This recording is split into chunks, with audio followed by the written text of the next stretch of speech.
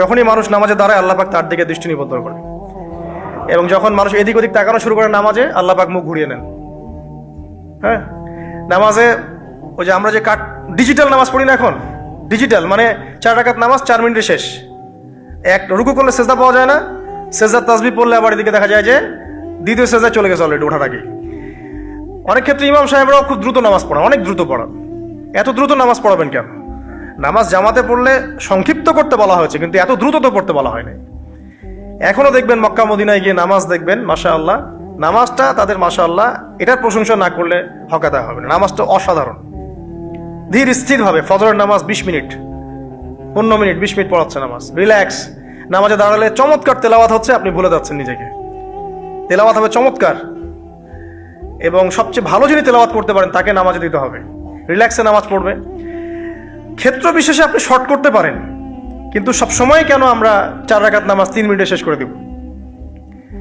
আবার নামাজের পর দোয়াটা হবে লম্বা, অথচ নামাজটাই ছিল দোয়া, নামাজটাই কিন্তু দোয়া।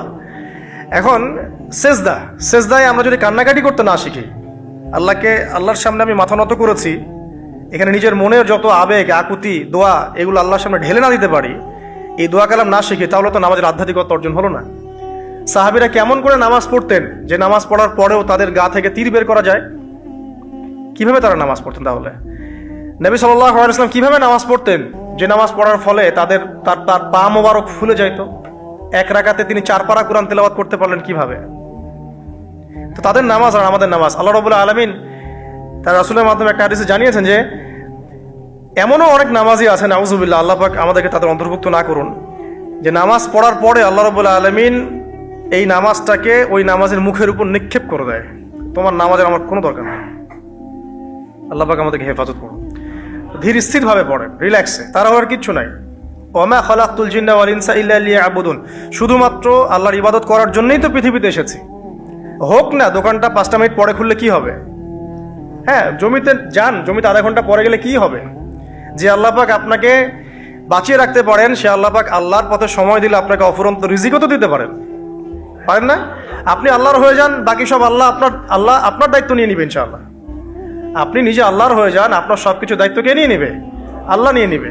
তো আল্লাহ পাক আমাদেরকে ধীর স্থির ভাবে আধ্যাত্মিকত্ব অর্জন করে নামাজ পড়ার তৌফিক দান করুন, আমিন।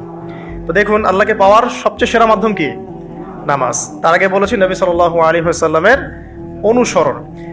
আল্লাহকে পাওয়ার তৃতীয় একটা মাধ্যম বলে দিই আমি, সওম বা রোজা রাখা। অল্প সময় গুটিয়ে নিচ্ছি, সওম বা রোজা রাখা। রোজা কেন আল্লাহকে পাওয়ার মাধ্যম জানেন? কারণ রোজা রাখা অবস্থায় আমরা কিন্তু গোপনে পানাহার করি না, করি? আমরা রোজা রেখেছি, গোপনে কিন্তু পানি খেতে পারি, কেউ দেখবে না। গোসল করছেন, আপনি পানি খেতে পারেন, কেউ দেখবে না। লুকিয়ে লুকিয়ে আপনি কিন্তু খাবার খেতে পারেন, কেউ দেখবে না, বাসায় কেউ নাই দেখার, কিন্তু আপনি খান না। আপনি সবর করেন, সহ্য করেন, একদম সূর্যাস্তের সময় গিয়ে আপনি ইফতার করেন। এই যে কাজটা আপনি কেন করেন? কারণ আপনি ফিল করেন যে আল্লাহ আপনাকে দেখছেন। কেউ আপনাকে দেখুক না দেখুক, আল্লাহ আপনাকে দেখছেন। এটাই হচ্ছে ইহসান, এটাই হচ্ছে আল্লাহ পাকের মারেফতকে উপলব্ধি করা।